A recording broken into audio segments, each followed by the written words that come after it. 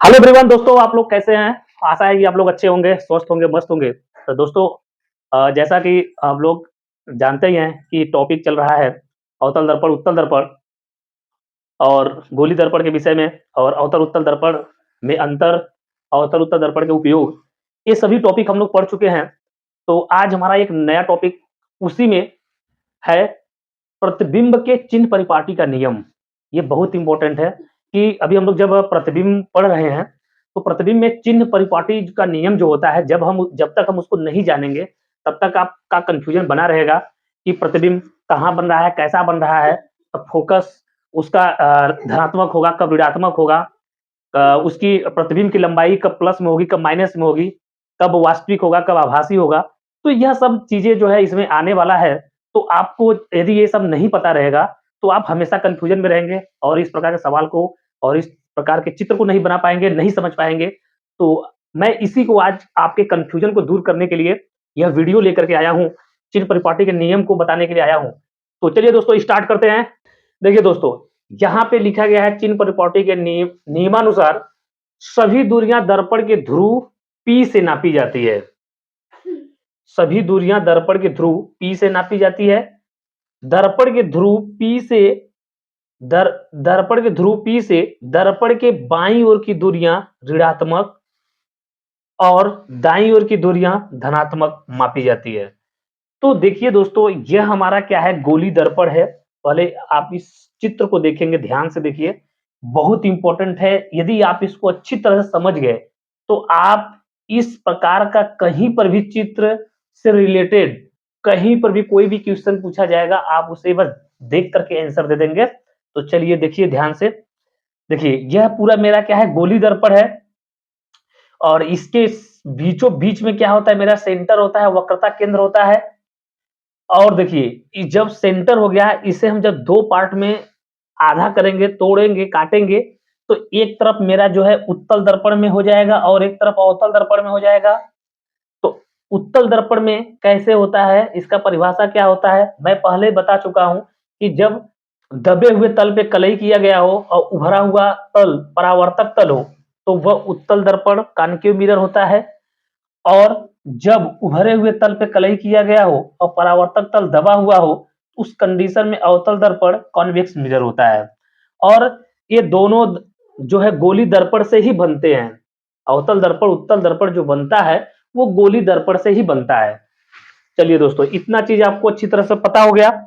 अब देखिए, जब हम लोग कोऑर्डिनेट पढ़ते हैं मैथ में, कोऑर्डिनेट, निर्देशांक, ज्यामिति पढ़े होंगे, तो उसमें जब हम लोग इस प्रकार के रेखा पे जब प्रदर्शित करते हैं, तो इसमें क्या होता है कि राइट हैंड साइड में जितनी भी दूरियां नापी जाती हैं, सब देखिए धनात्मक में होती है, प्लस में होती है। राइट साइड में दाहिने तरफ की दूरियां धनात्मक और बाईं साइड की जितनी भी दूरियां होती है, सब क्या होती हैं, ऋणात्मक होती है। और जहां पे मेरा सेंटर होता है, और सेंटर से ऊपर की सभी दूरियां क्या होती है, धनात्मक होती है। और सेंटर से नीचे की दूरियां क्या होता है, ऋणात्मक होता है। तो यह देखिए, ये जो मेरा सेंटर सी है, जब हम निर्देशांक ज्यामिति पढ़ते हैं, तो वहां पे उसे मूल बिंदु कहा जाता है। मूल बिंदु, यहाँ पे मूल बिंदु 0 0 होता है।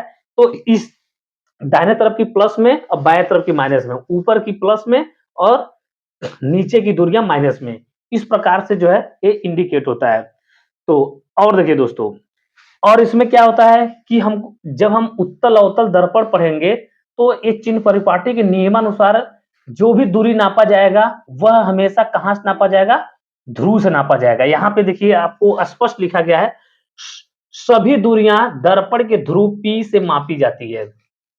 और दर्पण के ध्रुव P से दर्पण के बाईं ओर की दूरियां, देखिए दर्पण के ध्रुव P है और बाईं ओर की दूरियां क्या होती हैं, नेगेटिव होती है, ऋणात्मक होती है।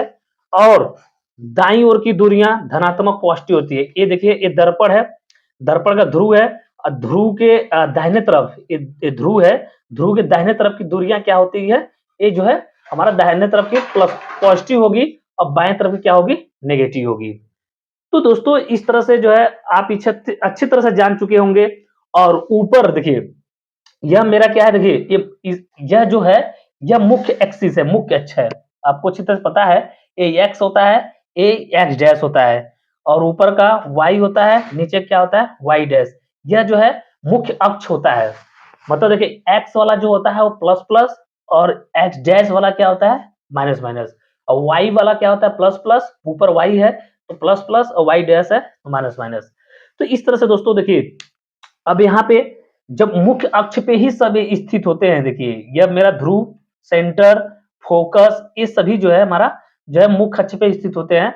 तो मुख्य अक्ष के ऊपर की दूरी जो होगा, देखिए यहाँ पे एरो यह इंडिकेट करता है कि ऊपर की तरफ का जो दूरी प्लस होता है और नीचे का जो दूरी होता है वो क्या होता है माइनस होता है। और देखिए इधर भी वही चीज है, ऊपर के लिए प्लस और नीचे की तरफ क्या माइनस। तो यह दोस्तों बहुत इंपॉर्टेंट है।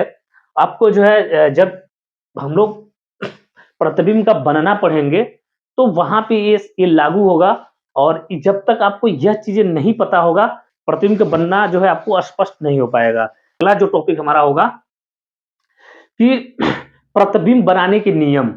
प्रतिबिंब बनाने के नियम पहले पढ़ेंगे, क्योंकि प्रतिबिंब बनाने के नियम जब तक नहीं पढ़ेंगे तब तक प्रतिबिंब का बनना हम नहीं पढ़ेंगे। क्योंकि प्रतिबिंब बनाने के नियम 3 नियम होते हैं, तीनों नियम बहुत इंपॉर्टेंट है। जब 3 नियम आप पढ़ लेंगे जो प्रतिबिंब का बनना है तो वह जो है आसानी से समझ सकते हैं, बना सकते हैं।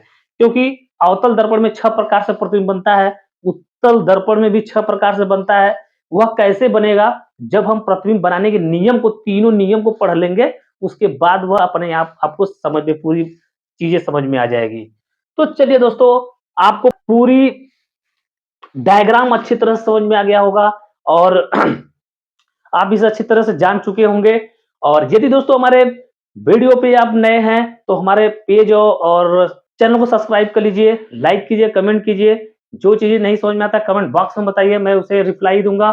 और चलिए आपको मिलते हैं नेक्स्ट वीडियो में, तब तक के लिए धन्यवाद। जय हिंद दोस्तों।